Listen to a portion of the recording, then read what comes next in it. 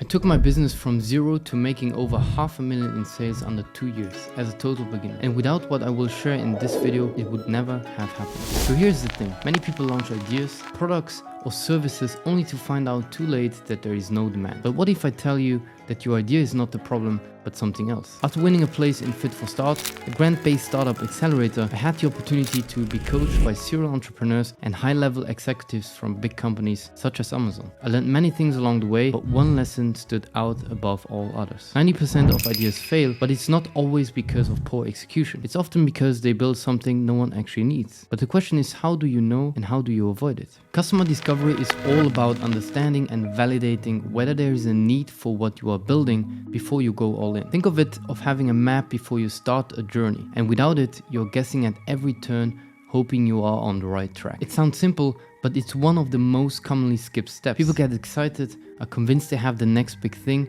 but in reality, they are rarely paused to confirm if anyone else actually really wants it. So taking time up front to understand what potential customers actually need might sound like a boring nonsense theory, but let me tell you, it's the difference between frustration and success in the long run. So why do people skip customer discovery in the first place? Skipping it feels easier. It's tempting to skip to the good stuff. Building, launching, and seeing your idea come to life. But when you bypass discovery, you're just simply missing the foundation. When you're starting out, there is excitement and a flood of assumptions, which easily can cloud our judgment. We all want to believe our ideas are brilliant, and that makes it very easy to convince ourselves that we already know what people want. You might even think, I've got some experience in this market, so I know what they actually need. And that's what I thought too, but I had to learn it firsthand, and let me tell you, experience can sometimes be very misleading without validation. But before I tell you more about the story later in this video, I'm going to give you examples across different types of businesses, such as services, physical products, and online products, so you can see how this mistakes plays out in real-world scenarios. In a service-based business like freelancing or consulting, you usually confirm interest before starting the project. Think about it. If you are a consultant, you would not begin building a whole strategy for a client without confirming that they are actually interested in hiring you. For physical products like e-commerce or handmade goods, skipping discovery means investing in inventory without knowing if people actually want it. Say you create hundreds of units of a new skincare product without checking for interest, you're just taking a big risk. Testing interest through pop-up stores or pre-orders can save you from wasting a lot of resources. For online products like an app or digital tool, it's easy to start building based on assumptions without talking to potential customers first. It's like creating an entire software feature set without knowing if anyone will actually use it. You invest time and money in development, hoping for sales, but without clear validation, you are essentially gambling. So how can you specifically tell that you are falling into this trap? I've broken it down into 4 key signs that could save you from a ton of frustration. With first off being the difficulty contacting potential customers. If it's tough to get feedback or secure meetings, it might mean your market is saturated, your messaging isn't clear, or interest is low.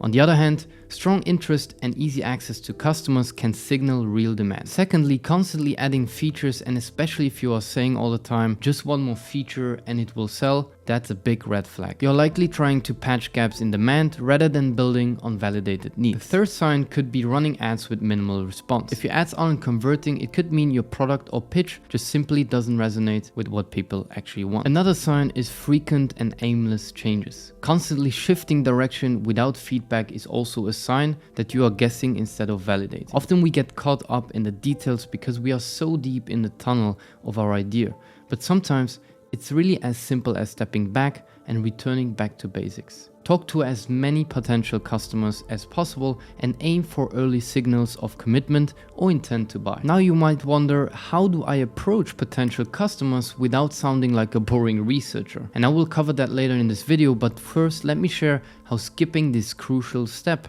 cost us thousands of dollars. When I joined Fit for Start, a competitive grant-based accelerator in Luxembourg, I thought we were ahead of the game. We had market knowledge, or so we thought. We did not want to waste time. We dived straight into building the software while spending thousands of euros on development, because why not? I thought I already had experience since I had seen the issues that we were trying to solve when working on a different venture before. But early in the program, the jury asked us a question that changed everything. How many customers have you actually spoken to? That question made me realize we were making assumptions we hadn't truly tested, simply making guesses. Every month we had to present our progress, and the jury would flag certain areas, pointing out gaps we had not even considered. It helped us see we were not talking to our potential customers, instead we were just simply making guesses. That's when we knew we had to shift from a selling mindset to a learning mindset. We began talking to real people in our target audience, gathering genuine feedback and reshaping our product based on what they actually needed. This changed not only our product, but our entire strategy. You might be pouring your budget, time and energy on something people don't need, burning through resources without any results. You risk chasing and building something that doesn't solve a real problem. So how can you really avoid these pitfalls?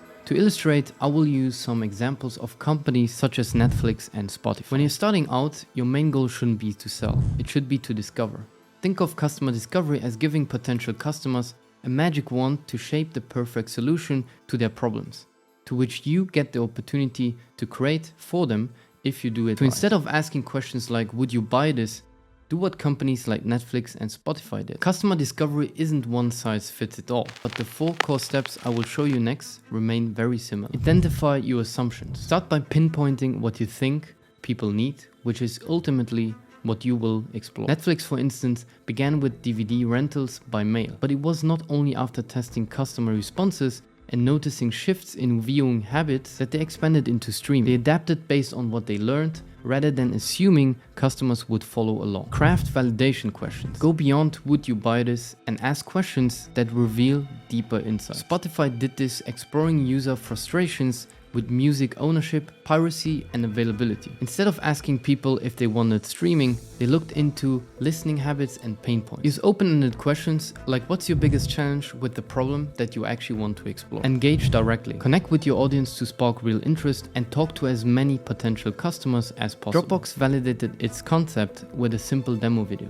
showing potential users what they envisioned and sparking excitement without fully building the product. This allowed them to confirm demand before having invested. For physical products, for example, you could start with small test runs or pre-orders. And for services, hold direct interviews. As you gather feedback, look for consistent patterns. Slack initially began as a tool for communication within a gaming company. They tested it internally with gaming teams to understand what truly streamlined their coordination. By listening to the team's feedback on useful features and seeing its impact on productivity, Slack refined their platform to meet real workplace needs, ultimately growing it far beyond the gaming industry. The most important thing to remember is that these steps aren't limited to big name companies. They're really powerful at any scale. So approach these conversations as a listener, not as a salesperson. And as a bonus, here are 2 generalized sample emails to help you frame the conversations around learning instead of pitching. Now, if you want to know which habits helped me make over 100K and get into the world of business in the first place, watch this video next, and thank you for watching.